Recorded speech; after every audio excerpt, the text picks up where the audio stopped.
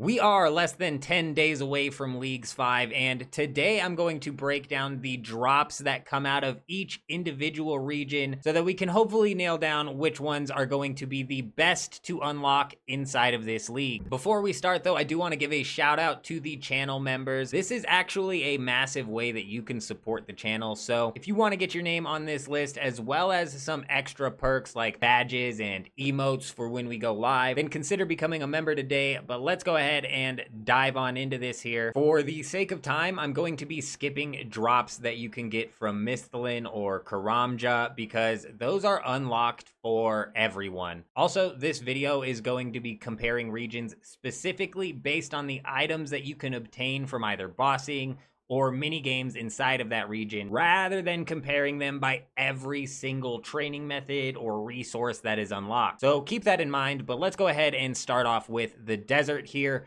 which is a must pick for anyone that is planning on ranging this league, because this season's range echo drop is going to be coming from the Kalphite Queen. On top of that, you also get access to the Tombs of a Masket here, where you can get full Masori and even a twisted bow with the tweaks that they made to the drop table. And even aside from combat, this region is actually very strong because for skilling, you can get yourself the dragon pickaxe from the Kalphite Queen, as well as a dragon harpoon from Temporos, which in itself is a decent training method as well as resource gathering method. But you also get access to the Leviathan here, which is just a bit of some icing on the cake because, like I said, this is actually a must pick for anyone that is going to be maining range. But let's go ahead and move on into KOUREND, which has an interesting echo drop coming from Hespori of all places. This weapon can use all three styles of combat and can even melee from a distance, which is actually wild. But aside from the echo boss,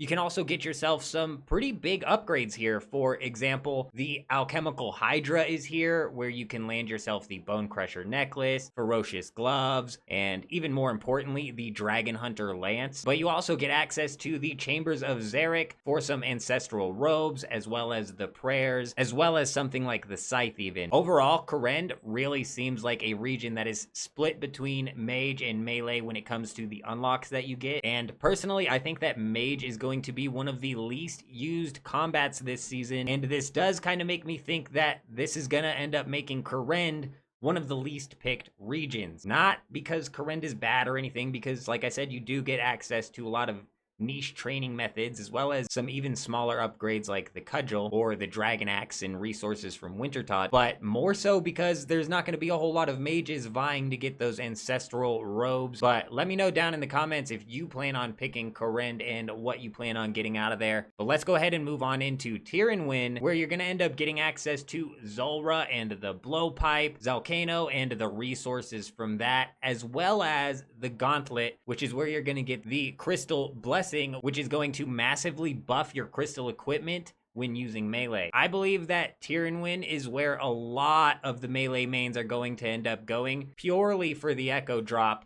I can picture a dog sword from ASGARNIA and a crystal blessing combo with the full crystal armor could end up being crazy, but I might be overselling TIRANNWN a bit here, because there are honestly a lot of really good regions to pick from when it comes to using melee. So I could also see this flipping the other way and coming in as one of the least picked regions. Speaking of least picked, let's go ahead and break down KANDARIN, which I think will hands down take the top spot for the worst region. Mainly because I think Mage is going to be non-existent this season, and the echo drop here happens to be for Mage and is also very lackluster, being the offhand weapon that boosts the elemental damage via the weakness of the monster. I don't think this is gonna hit very well with people. Even if you pick Mage, I bet you anything you're still gonna go pick up the Tunican Shadow. But even as a Mage, all you are looking at getting from this region, other than the echo drop, is the Occult Necklace and Trident. So yeah, if you're picking Mage, you're gonna need to pick this region for the occult, but I don't think people are picking Mage this season. I'm also a bit biased though, because the worst times that I've had playing Leagues have always been in KANDARIN, so I completely avoid this region. Let me know down in the comments what you think, and let's go ahead and move on from what I consider to be the worst region into what I consider to be the best, and that is VARLAMORE. The main reason I think that VARLAMORE is going to be the best or most picked region this season is because the Echo Boss here is kind of this season's big bad. It seems like it's going to offer up the biggest challenge with the Fortis Coliseum, and I think that fact alone will push people into picking VARLAMORE. And even aside from that, there's a ton of mid-game training methods here. You also get access to Huey. You also have the Moons of Peril and those drops, which could be worth going for as a mid-game upgrade, and definitely could be an interesting pairing with some of the combat relics. But like I said, I think VARLAMORE is going to be the most picked region, mainly because of the Fortis Coliseum. Let's go ahead and move on into a must-pick region for Melee, and that, of course, is ASGARNIA. Not only is the Melee Echo Boss here, where you're going to get the Dog Sword, but you're also looking at every single God Wars set, and also next, which can land you full Torva. So for Melee, I mean, it's a must. You got all of those benefits coming from it, but I actually think that this region is really strong for all three combat styles with the upgrades that you can land yourself inside of the God Wars dungeon. On top of that, you have the Cerberus Crystal upgrading the boots. I easily see ASGARNIA making it into one of the most picked regions. So let's go ahead and move on into a region that I think is going to trick a lot of people into picking it, and that is the FREMENNIK region. You can get yourself the best in slot amulet and ring from the Dagannoth King's Echo Boss here, and I think that that will be the big bait that sucks people into this place. But if we look at the other upgrades that you can get from here, you're looking at Vorkath, which I suppose before the Coliseum would have been great for range, and then you're looking at the Phantom Muspa, where you can get the Venator bow if you really wanted to, and finally then there's the Duke, where you can end up getting yourself Virtus or the Magus ring. But like I said, I don't think there's going to be many people maging, so that's not going to be a draw. But personally, I think a lot of people are going to fall into the FREMENNIK trap because of this ring and this amulet, but end up regretting it in the long run. And I said I wasn't going to get into the side stuff, such as extra training methods or extra areas to get resources from, or extra resources, or whatever extra stuff comes from each region. But I do want to point out that for the FREMENNIK region, I don't really need to skip over that because there just really isn't much of it to talk about anyways.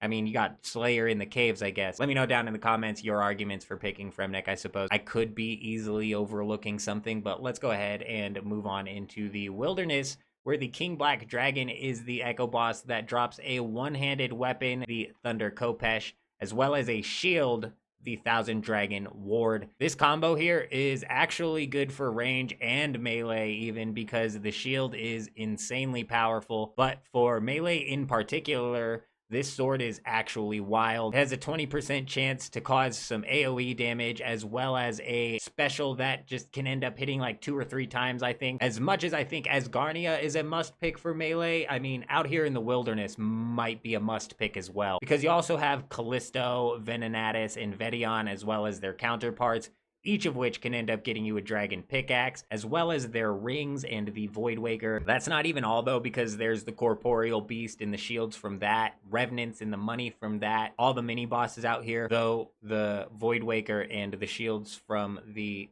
Corporeal Beast kind of get made moot with the Echo Boss drops out here. But regardless, Wilderness is a strong pick for this league. Unfortunately, all I do in the main game is PvP, so I typically stay away from the Wilderness. However, with some of these rewards, it definitely has me thinking twice. Let's go ahead and move on into the final region that I have to cover, and also what I consider to be the most interesting region, and that is MORYTANIA. You've got the Theater of Blood out here, as well as the Nightmare, which have some massive rewards tied to those, especially for melee. But you also have Araxor, which is a brand new boss, and I'm sure that's going to be fun to take down with some of the power that you get from leagues. But it really gets interesting with the Guardians mixed with Barrow's gear. The Guardians are the Echo Boss this season, and they drop Gloves of the Damned that not only doubles the effect of all of the Barrows sets, but also acts as an Amulet of the Damned. And I think that this is going to create a lot of crazy builds that do some insane things. I'm just picturing some DH bombing inside of the Wilderness with 195% damage boost. You know, you got full Corrills just tearing into things. I'm insanely excited to see what people end up doing with these gloves, mixed with the Barrows sets, mixed with the combat relics, but I'm not sure that that is going to end up being enough to bring a whole lot of people into Mauritania, I could definitely see it falling into one of the least picked regions. Definitely let me know what you guys think down in the comments and how you would rank these regions. But if I had to pick, I would say that VARLAMORE ends up being the best for any combat choice. And then if you end up going down the melee route, you're looking at ASGARNIA and a toss-up between the wilderness and TIRANNWN. But if you're going the range route, I would say that the desert is an obvious second after VARLAMORE, followed by Mauritania. I'll have some videos coming out breaking down my generalized game plans and then a step-by-step game plan, so keep an eye out on the channel for that. Also, let me know if you want me to go into each and every single one of these regions individually and break down everything that you can get from them. If you made it this far into the video, comment "made it" down below so I can give you an extra shout out. But that's all I wanted to break down today. I hope you guys have an amazing day. I'm out.